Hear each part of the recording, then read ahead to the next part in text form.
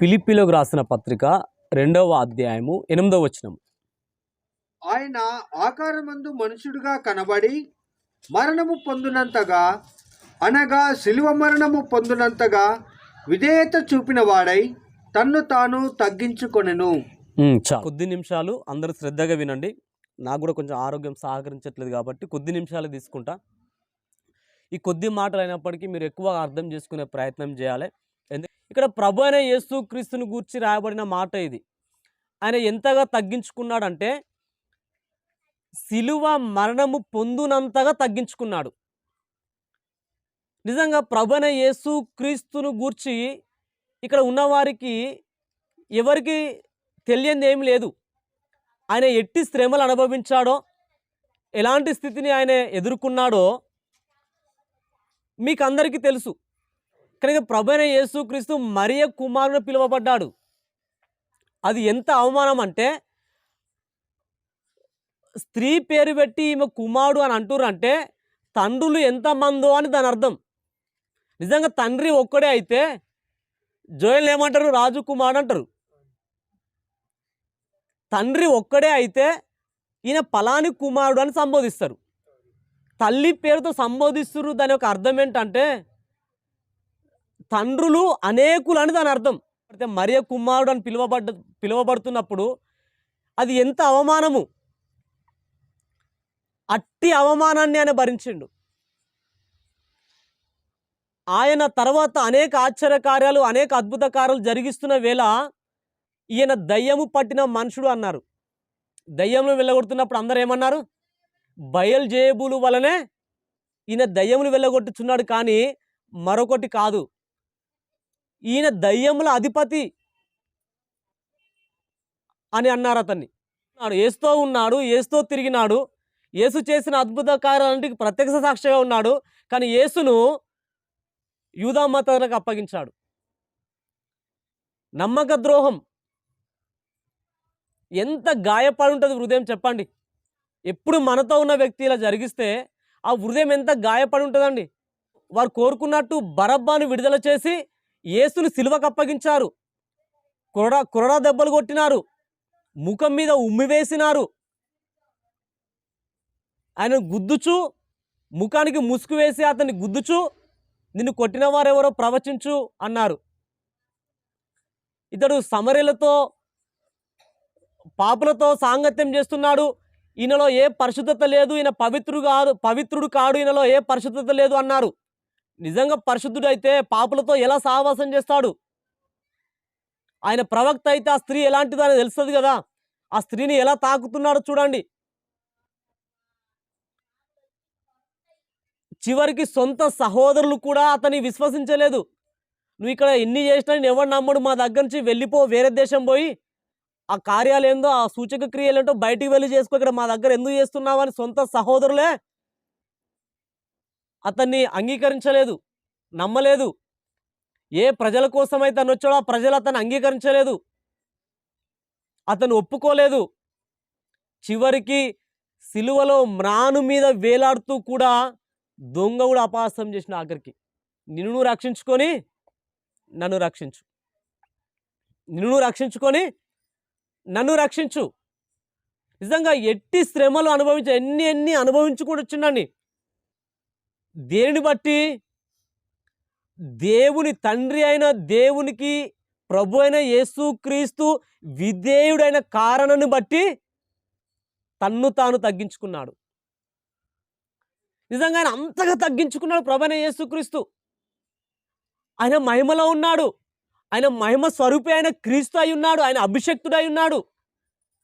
ఆయన తండ్రి ఎదుట తండ్రి సముఖమందు ఆయనకి ఎలాంటి మహిమ ఉండేదో, అత్యున్నత సింహాసనం పైన ఆయన ఆసీనుడై ఉండేవాడు. నిత్యము ఆరాధన మధ్యలో అతను ఉండేవాడు. ఎంతో తేజో మహిమలను నివసించేవాడు. సమీపింపరాని తేజస్సులో అతను ఉండేవాడు. తండ్రి సముఖమందు ఆయనకు ఎంతో మహిమతో కూడి ఉన్నాడు ఆయనే. కానీ ఎంతగా తగ్గించుకున్నాడు చూడండి. ఎంతగా తగ్గించుకున్నాడంటే ఇక తగ్గించుకోవడానికి ఇక ఏమీ లేనంతగా తగ్గించుకున్నాడు. నిజంగా ఆయన అంత తగ్గించుకుంటే నువ్వు ఇంత కూడా తగ్గించుకోలేవా? చెప్పండి, నీవు వెంబడిస్తున్న యేసు అంతగా తగ్గించుకున్నాడు కదా, నీవు కనీసం ఇంత తగ్గించుకోలేవా? కుటుంబంలో, సంఘంలో, సమాజంలో, ఉద్యోగం చేస్తున్న స్థలంలో, వ్యాపారం చేస్తున్న స్థలంలో ఇంత తగ్గించుకోలేవా? కొంచెం నీవు వెంబడిస్తున్న నీ యేసే అంతగా తగ్గించుకుంటే నీవు ఇంత ఇంత అవసరం లేదు, ఇంత ఇంత తగ్గించుకోలేవా? చెప్పండి, ఇంత తగ్గించుకోలేవా?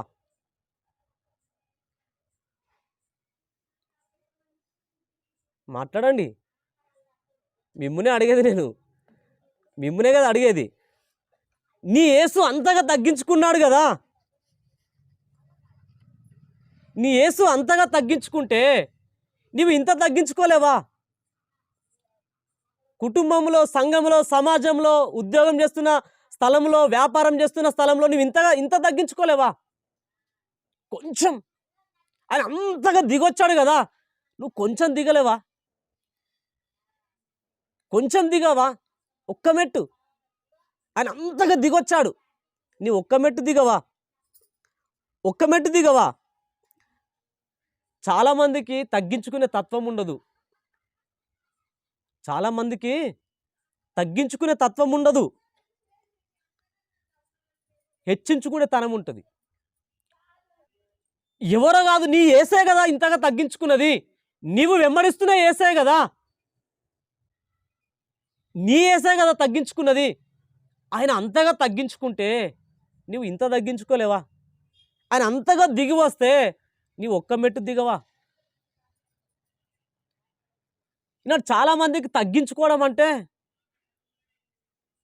చాలా కష్టంతో కూడుకున్న పని అయిపోతుంది. ఎందుకు అంటే విధేయత లేకపోవడం. నిజంగా ప్రభు అయిన యేసుక్రీస్తుకి రాబడిన మాట ఏంటిది? సిలువ మరణము పొందునంతగా విధేయత చూపిన వాడై తన్ను తాను తగ్గించుకు. నిజంగా అని అంతగా ఎందుకు తగ్గించుకున్నాడంటే విధేయత కలిగి ఉన్నాడు. దేవుని యొక్క మాటలకు విధేయత చూపి ఉన్నాడు. విధేయత తగ్గించుకునేటట్టు చేస్తుంది. నీ యేసు అంతగా దిగితే నీవు కొంచెం కూడా తగ్గట్లేదంటే విధేయత లేదు, నీలో ఏం లేదు? విధేయత లేదు. విధేయత ఉంటే నువ్వు తగ్గించుకుంటావు. నువ్వు తగ్గించుకుంటలేవు అంటే వాక్యము ఎడల నీకు, వాక్యానికి నీవు విధేయత చూపేదానివి కాదు. వాక్యానికి నీవు విధేయత చూపేవాడివి కాదు. నీవు గనక వాక్యానికి విధేయత చూపితే నీవు కూడా నీవు వెంబడిస్తున్న నీ యేసు వలెను తగ్గించుకుంటావు. మరి ప్రభువైన యేసుక్రీస్తు దేన్ని బట్టి తగ్గించుకున్నాడు అంతగా? దాని అంతటి నుంచి తప్పించుకునే ఆ స్వాతంత్రం అతనికి ఉన్నది. ఆయన గనక తనకు తానే సంతోష పెట్టుకోదలిస్తే ఈ లోకం యొక్క ఈ వ్యతిరేకత అంతటి నుండి ఆయన తప్పించుకోగలిగి ఉండేవాడు. ఆయన తండ్రి అయిన దేవునికి విధేయుడైన ఒకే ఒక కారణం బట్టి లోకం యొక్క తిరస్కారము, నిందను, హింసను ఇవన్నీ ఎదుర్కోవాల్సి వచ్చింది. దీని అంతటిని ఆయన భరించవలసి వచ్చింది. ఆయన గనక తనకు తానే సంతోష పెట్టుకోదలిస్తే, తనకు తానే సంతోషపరచుకోదలిస్తే వీటన్నిటి నుంచి ఆయన తప్పించుకోగలడు. ఇవన్నిటి నుంచి తప్పించుకోగలడు. ఆయనకు స్వాతంత్రం ఉంది. నా ప్రాణం పెట్టుకునే నాకు అధికారం ఉంది, దాన్ని తిరిగి తీసుకున్నటకు నాకు అధికారం ఉంది. నిజంగా ఆయన అంతగా ఎందుకు తగ్గించుకున్నాడంటే ఆయన విధేయుడయ్యాడు. విధేయత కలిగి ఉన్నాడు కాబట్టే ఆయన తగ్గించుకోగలిగాడు. ఈనాడు ఎంతమంది సంఘాలలో దేవుని వాక్యానికి విధేయత చూపేవారు ఎంతమంది ఉన్నారు? వాక్యానికి నీవు వెంబడిస్తున్న నీ యేసునే నువ్వు లోబడమంటున్నాం, మరో దేనికి కాదు కదా. నువ్వు ఏ యేసునైతే వెంబడిస్తున్నావో ఆ యేసుకే, ఆ యేసు యొక్క మాటలకే నువ్వు లోబడవలసి ఉంది. నీ ఎప్పుడైతే ఆయన మాటలకు విధేయత కనబరుస్తావో నిన్ను తగ్గించుకుంటావు. నీవు తగ్గించుకుంటలేవు అంటే వాక్యానికి నీవు విధేయత చూపట్లేదు. నువ్వు దేనికి అవిధేయులుగా మారుతున్నావు? మందిరానికి వస్తూ ప్రార్థన చేస్తూ యేసును వెంబడిస్తూ కూడా నువ్వు చేస్తున్న పనేంటిది?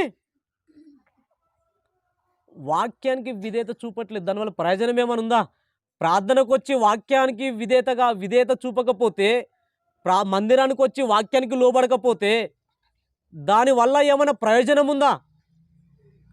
చెప్పండి, ఏమైనా ప్రయోజనం ఉందా? ఆయన అంతగా తగ్గించుకున్నాడే నీ యేసు. నీ యేసే కదా ఆయనే. నీవు వెంబడిస్తున్న యేసే కదా.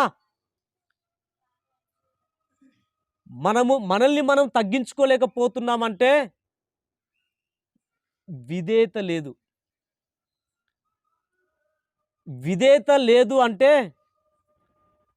ప్రేమించట్లేదు ఆయనను.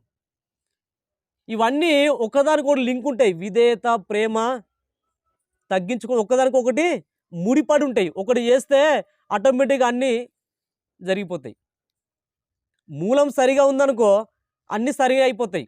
అసలు మూలం నువ్వు ప్రేమించట్లేదు ఆయనను. నీవు ఆయనను ఎలా ప్రేమించాలో నీవు అలా ప్రేమిస్తే ఆయన మాట వింటావు, ఆయనకు లోబడతావు. వాక్యం రాయబడ్డది. ప్రేమలో ఏమేమి ఉండవండి? ప్రేమలో రోజు బైబిల్ చదవాలి కదా. రోజు బైబిల్ చదివితే ఇవన్నీ మనకు తెలుస్తాయి. ప్రేమలో భయం ఉండదు, అది డంబముగా నడుచుకొనదు, ఉప్పొంగదు, త్వరగా కోప్పడదు, అన్నిటిని నమ్ముతుంది, అన్నిటిని ఓర్చుకుంటుంది, అన్నిటిని సహిస్తుంది. అవునా? త్వరగా లోబడుతుంది ప్రేమ. ఆ రెఫరెన్స్ అయిపోయాను, ఆ రాబడ్డా ఉంటుంది, మాట ఉంటుంది అక్కడ. ప్రేమ త్వరగా లోబడుతుంది, అన్నిటిని నమ్ముతుంది, అది ఉప్పొంగదు, డంబముగా నడుచుకొనదు, అమర్యాదగా నడుచుకొనదు. ఈ ప్రేమ లోపించింది. ఎందుకు తగ్గించుకుంటలేవు?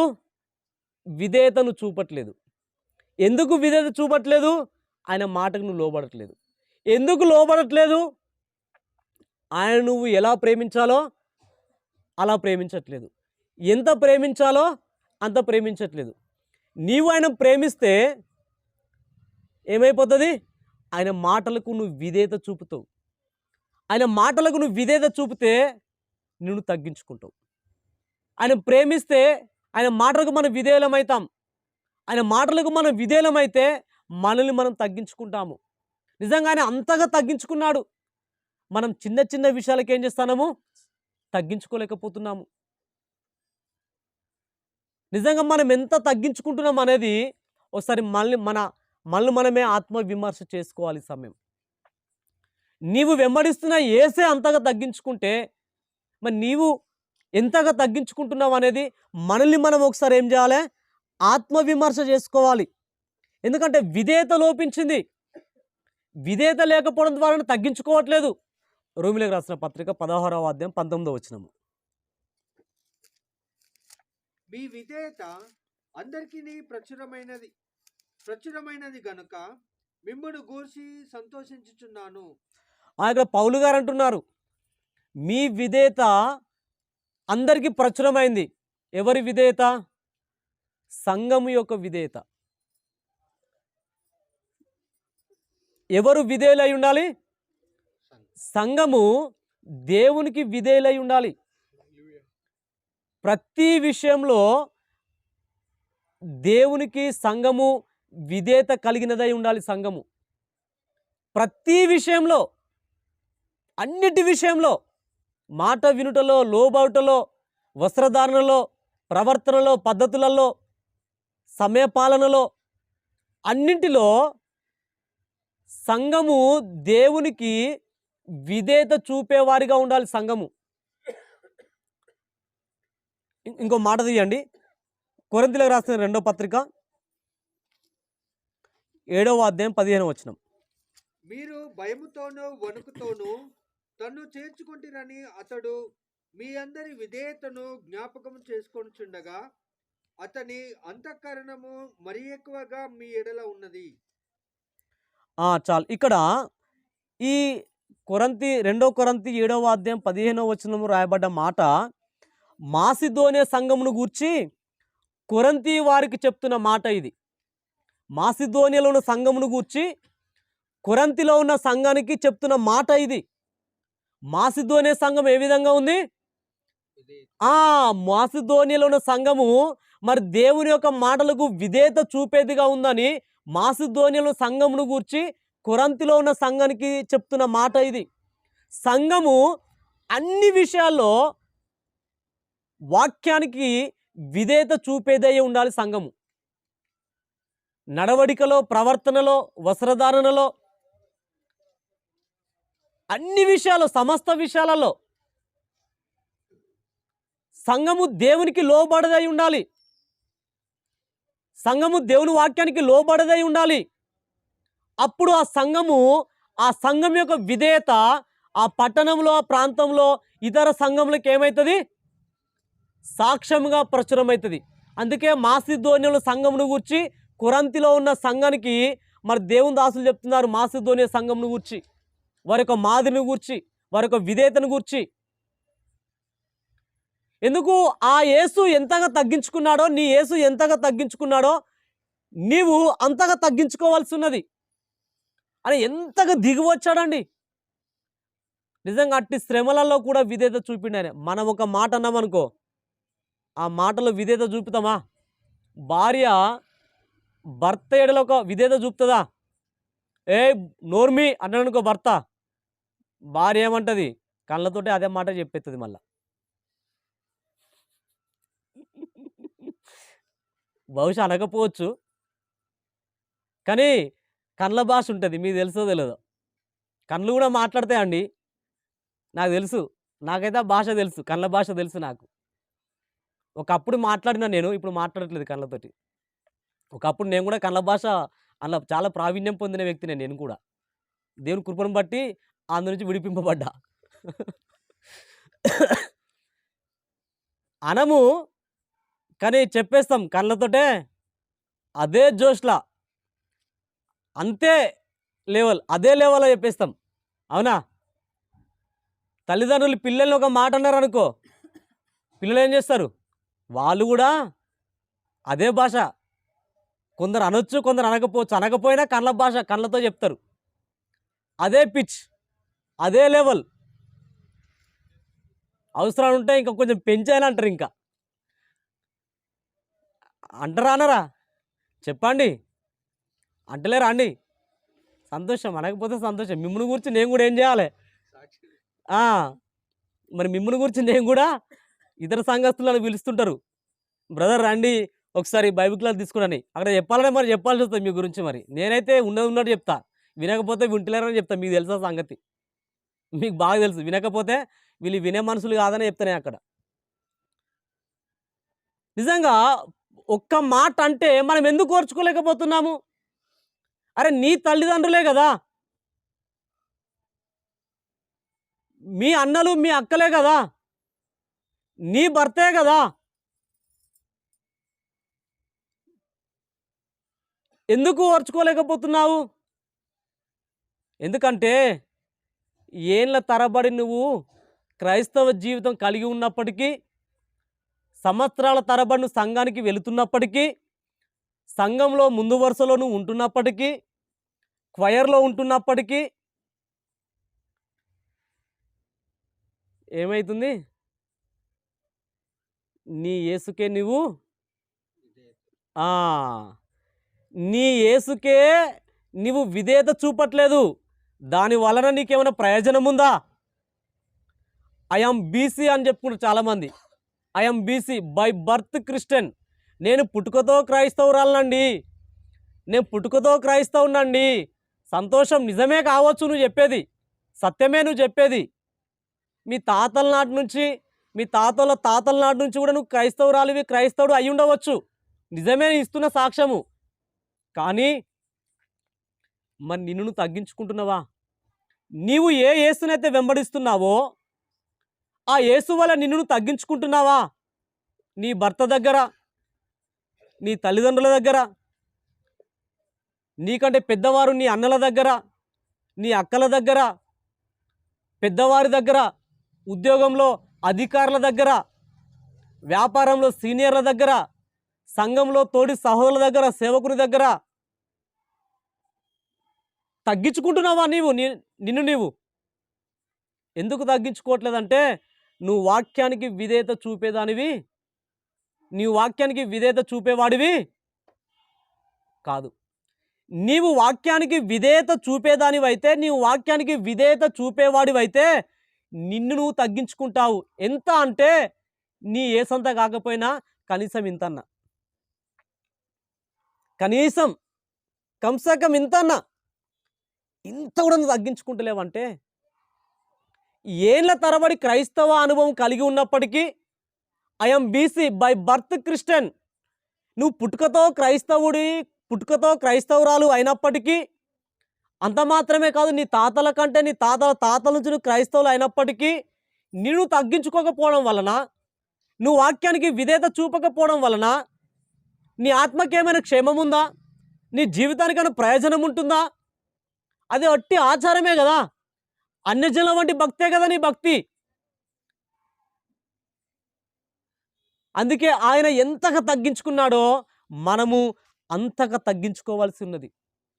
ప్రభు నీతో నాతో సూటిగా మాట్లాడుతున్నాడు. వాక్యము రెండంచుల ఖడ్గమని నీ కోసమే కాదు, నా కోసము, మన అందరి కోసము వాక్యము. సంఘంలో ఒకరి కోసము వాక్యం ఉండదు, అందరి కోసం ఉంటుంది. అది బోధించే వారికి ఉంటుంది, వినేవారికి ఉంటుంది. అది రెండంచుల ఖడ్గమై ఉన్నది వాక్యము. నీ ప్రభు అంతగా తగ్గించుకుంటే, నీ యేసు అంతగా తగ్గించుకుంటే, ఆయన అంతగా దిగి వస్తే నువ్వు ఒక్క మెట్టు దిగలేకపోతున్నావే. ఆయన అంతగా తగ్గించుకుంటే నువ్వు ఇంత కూడా తగ్గించుకోలేకపోతున్నావే. ఒకసారి నిన్ను ఆత్మవిమర్శ చేసుకో, ఒకసారి నిన్ను పరీక్షించుకో. మాసిదోనియలో సంఘంను గూర్చిన సాక్ష్యం ఏ విధంగా కొరింథీలో చెప్పబడుతుందో, ఈ సంఘంను గూర్చి ఇతర సంఘాల్లో చెప్పబడాలంటే నీవు విధేయత చూపాలి. నీ యేసు వలె నువ్వు తగ్గించుకోవాలి. నీ భర్త దగ్గర, నీ తల్లిదండ్రుల దగ్గర, నీ అన్నల దగ్గర, నీ అక్కల దగ్గర, ఉద్యోగంలో నీ పై ఆఫీసర్ల దగ్గర, వ్యాపారంలో నీ సీనియర్ల దగ్గర, సంఘంలో నీ తోడి సహోదరుని దగ్గర, సేవకుని దగ్గర నిన్ను నీవు తగ్గించుకోవాల్సి ఉన్నది.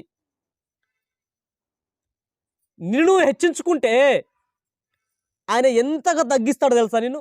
అందుకే వాక్యం సెలవిస్తుంది, తన్ను తాను తగ్గించుకొని వాడు హెచ్చింపబడును. నిన్ను నీవు తగ్గించుకుంటే ప్రభు నిన్ను ఎంతగా హెచ్చిస్తాడంటే, పైకి ఎంత అంటే ఆయన ఉన్న కాడికి అక్కడికి హెచ్చిస్తాడు నిన్ను. నిన్ను నువ్వు హెచ్చించుకుంటే నిన్ను ఎంతగా తగ్గిస్తాడో తెలుసా? పాతాళము మట్టుకు నిన్ను తగ్గిస్తాడు. అందుకే మనం పరిశుద్ధ గ్రంథంలో ఒక శతాధిపతిని మనం చూస్తాము. శతాధిపతి అంటే 100 మందికి అధికారి. ఎంతమందికి అండి? 100 మందికి ఆయన అధికారి. నిజంగా అతని కింద 100 మంది ఉంటే అతను ఎలా ఉండాలండి? ఎంత టీవీగా ఉండాలి, ఎంత గర్వం, ఎంత ప్రౌడ్గా ఫీల్ కావాలండి. అతిశయం ఉంటుందా ఉండదా? తన కుటుంబ సభ్యులకు కాదు, తన పనివానికి జబ్బు చేస్తే యేసు దగ్గరకు వచ్చిండు. ఎవరికి జబ్బు చేస్తే? కుటుంబ సభ్యులకు కాదండి, తన పనివానికి జబ్బు చేస్తే తను వచ్చాడు. 100 మందికి అధికారి కదానే. ఒక పనివానికి జబ్బు చేస్తే మరో పనివానికి ఆర్డర్ ఇచ్చి పోయి యేసుని తీసుకురాపోరా అని చెప్తే మరో పనివాడికి పోయిస్తాడు. అవునా? ఆయన మరో పనివాడిని పంపించిండా? అట్టి అధికారం అతనికి ఉంది, ఉందా లేదా? కానీ ఆయనే వెళ్ళాడు. అయ్యా, నా పనివాడు చావ సిద్ధమై ఉన్నాడు, నువ్వు రావడం కూడా పాత్రను కాదు, నువ్వు మాట సెలవి బాస్ అంతే. నువ్వు రావడం కాదు, ఏం చేయాలి? మాట సెలవి. యేసుక్రీస్తుకి ఆశ్చర్యం కలిగింది.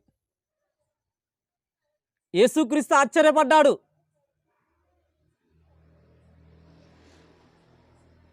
మరి ఏళ్ళ తరబడి యేసుని వెంబడిస్తున్నావు కదా, నిన్ను చూస్తే కూడా యేసు ఆశ్చర్యపడతాడు. నిన్ను చూస్తే కూడా ఆ, ఆశ్చర్యపడతాడు. ఎందుకు? ఇన్ని సంవత్సరాలైనా ఆ? అవునా అండి? అవునా కదా? నిన్ను చూస్తే కూడా ఆశ్చర్యమే. శతాధిపతినే కాదు, యేసుకు నిన్ను చూస్తే కూడా ఆ? మాట్లాడండి. కొంచెం బాధగా ఉంటుంది, కొంచెం నొప్పిగా ఉంటుంది. నొప్పించు మాట అంతరంగంలో జొచ్చి వ్యక్తిని ఏం చేస్తుంది? సరి చేస్తుంది. ఆయనకు నిన్ను చూసిన ఆశ్చర్యమే. అందుకే మనల్ని మనం తగ్గించుకోవాల్సిన వారేమి ఉన్నాము. మనం ఎంతో ఆయన వాక్యానికి మనం విధేయులం కావాల్సి ఉన్నాము. ఇంకా మనం ఎంతో నేర్చుకోవాల్సిన వారమై ఉన్నాము. ఇంకా మన జీవితాన్ని మనం ఎంతో సరి చేసుకోవాల్సిన వారమై ఉన్నాము. ఇప్పటికే మన జీవితంలో ఎన్నో మాసములు, ఎన్నో సంవత్సరములు దొర్లిపోయాయి. వాటిని వ్యర్థపుచ్చాము. ఎంతో సమయాన్ని మనం వ్యర్థపుచ్చాము. ప్రభు వస్తే ఈ సమయం, ఈ దినం ప్రభు వస్తే మనం లోకమును సంపాదించుకోవడం మీదనే మన ధ్యాస అంతా, లోకమును కూర్చే మన చింతంతా. అయ్యో ప్రభు వస్తే నా జీవితము, ప్రభు వస్తే ఎత్తబడతానా, నేను ప్రభు వస్తే నేను ఎత్తబడతానా, సిద్ధపాటు జరుగుతుందా? అందుకే ఈ సమయం మనల్ని మనం ఒకసారి పరీక్షించుకోవాల్సింది. మనల్ని మనము ఒకసారి ఆత్మ విమర్శ చేసుకోవాల్సింది. మనల్ని మనం ఒకసారి వాక్యం అనే అర్థంలో మళ్ళీ మనం ఒకసారి తేటగా చూసుకోవాల్సి ఉన్నది. మళ్ళీ మనం తగ్గించుకోవాల్సి ఉన్నది. శతాధిపతి 100 మందికి అధిపతి. ఎంత ఆశ్చర్యం అండి. మన కింద ఒక్కడుండడు, మన పైన 4 ఉంటారు. కానీ మనము ఎక్కడుంటాము? ఆ 4 పైన మనం ఉంటాం. ఉద్యోగం చేసే కాడ కానీ, వ్యాపారం చేసే కాడ కానీ, కుటుంబంలో కానీ. అవునా కదా? కుటుంబంలో మన పైన 4 ఉంటాడు. భర్త మన నెత్తిపైనే, తల్లిదండ్రి మన నెత్తిపైనే, అత్తమామ మన నెత్తిపైనే. కాదు, మనమే వీళ్ళందరూ నెత్తిపైన ఉంటాం. అర్థమైందా అండి? వీళ్ళందరి నెత్తిపైన ఎవరు ఉంటాము? మన పైన వీళ్ళు కాదు, తల్లిదండ్రులు, అత్తమామ, భర్త, వీళ్ళు మన మీద కాదు, మనం వాళ్ళ మీద. అర్థమవుతుందా అండి? అర్థమవుతుందా అండి? కష్టం అనిపిస్తుందా? కొంచెం కష్టమే. మరి తగ్గించుకోవడం కష్టం కాదు? తగ్గించుకోవడం కష్టం కాదు? మరి తగ్గించుకోవడం కష్టమే కదా చెప్పండి? మనకి ఏదైనా సులువే. మనం ఏం పని చేసినా సులువు. ఇది తేయడం, చిటికెళ్ళడం సులువ కదా? చిటికెళ్ళడం సులువ కదా? చిటికెళ్ళడం సులువ కదా? చెప్పండి. చిటికెళ్ళడం దీని అర్థం తెలుసా? చిటికెళ్ళడం అంటే నువ్వెంత సులువ కదా? ఇది మనము కష్టమైన సులువైన కష్టంగా ఇచ్చినాం మనం. నువ్వు ప్రేమిస్తే విధేయత చూపుతారండి. నిజంగా నీ భర్తను నువ్వు ప్రేమిస్తే, నీ తల్లిదండ్రులు ప్రేమిస్తే, నీ అత్తమామను ప్రేమిస్తే, నీకంటే పెద్దవారిని నువ్వు ప్రేమిస్తే, నీ తోటి సహోదరుని సహోదరులను నువ్వు ప్రేమిస్తే, అతని మాట మీరు వింటారండి. మాట వినడము, మాటకు లోబడం అనేది ఏమంత కష్టమైన పని కాదు. ఎప్పుడు? నువ్వు ప్రేమిస్తే. నువ్వు ప్రేమిస్తే వింటావు. వింటే ఏం చేస్తావు? తగ్గించుకుంటావు. ప్రేమిస్తే చెప్పండి. ప్రేమిస్తే విధేయత చూపుతావు. విధేయత నీలో ఉంటే తగ్గించుకుంటావు. చెప్పండి. ప్రేమిస్తే చెప్పండి. ప్రేమిస్తే అందరూ చెప్పండి. ప్రేమిస్తే విధేయత చూపుతాము. మనలో విధేయత ఉంటే తగ్గించుకుంటాం. చెప్పండి. ప్రేమిస్తే అందరూ చెప్పండి. మీరు చెప్పట్లేదు. కష్టము, చెప్పడమే కష్టము. అమ్మా,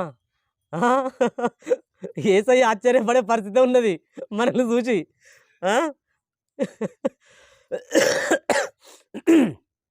ప్రేమిస్తే విధేయత ఉంటే ప్రేమిస్తే గట్టిగా చెప్పండి. ప్రేమిస్తే విధేయత ఉంటే ప్రేమిస్తే విధేయత ఉంటే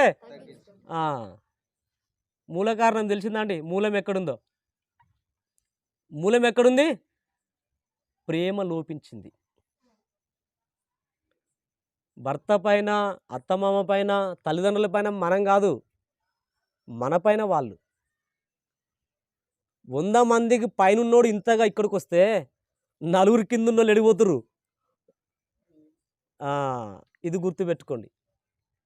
ఎందుకంటే మనం వెంబడించే యేసు ఇంతగా దిగి వచ్చాడు. ఇక దిగడానికి ఏమి లేదు. అని ఎంతగా దిగి వచ్చిందంటే ఇక దిగడానికి లేనంతగా దిగి వచ్చాడు ఆయన. ఆయన అంతగా దిగితే మనం ఒక మెట్టు దిగలేమా? ఆయన అంతగా తగ్గించుకుంటే మనం ఇంత తగ్గించుకోలేమా? చెప్పండి. ఏమంతా ఇదైనా కష్టమైన పనా? నువ్వు ప్రేమిస్తే చాలా సులువైన పని ఇది, తగ్గించుకోవడం అనేది. ప్రేమిస్తే చాలా సులువైన పని. అందుకే మనం వెంబడించే యేసు ఎంతగా తగ్గించుకున్నాడో మనము అంత తగ్గించుకోవాల్సిన వారమై ఉన్నాము. ప్రభువు మన నుంచి కోరేది ప్రేమతో కూడిన విధేయత. ఆయన బలవంత పెట్టాడు. నిన్ను నన్ను ఆయన బలవంత పెట్టాడు. నిన్ను నన్ను ఆయన జబర్దస్త్ చేయడు, బలవంత పెట్టాడు. ప్రభు నీ నుంచి నా నుంచి కోరుకునేది ప్రేమతో కూడిన విధేయత. ఈ విధేయత మనల్ని మనం తగ్గించుకునేటట్టు చేస్తుంది. ఈ విధేయత ఆయన బలవంత పెట్టాడు, జబర్దస్త్ చేయడు. ఆయనే స్వేచ్ఛ నీ ఇష్టం. నువ్వు వెంబడిస్తున్న యేసు ఎంతగా తగ్గించుకుండో నీవంతగా తగ్గించుకుంటావో లేదా అనేది నీ ఇష్టం. స్వేచ్ఛ నీకు. అది ఆ స్వేచ్ఛ మనకుంది. మనకు మనమే ఏం చేయాలి? తగ్గించుకోవాలి.